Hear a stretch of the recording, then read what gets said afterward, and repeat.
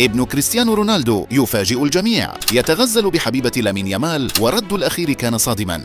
القصة بدأت عندما نشرت المغنية الأرجنتينية نيكي نيكول فيديو جديداً على حسابها في تيك توك. فيديو عادي، ولكنه كان كافياً لإشعال مواقع التواصل. فجأة ظهر تعليق من كريستيانو جونيور يقول فيه: ما هذا الجمال؟ في ثوان انهالت الإعجابات والتفاعلات، وظن الجميع أنها مجرد مزاح خفيف، ولكن ما حدث بعد ذلك غير كل شيء. في دقائق فقط ظهر رد غاضب من لامين يامال، رد بكلمة واحدة، ولكنها كانت كافية لتفجر الإنترنت. الجميع تساءل: هل جونيور يحاول التقرب من حبيبة يامال أم أنه مجرد سوء تفاهم؟ البعض قال يامال في وضع الغيرة، وآخرون دافعوا عن جونيور لم يقصد شيئا، اهدأ يا رجل.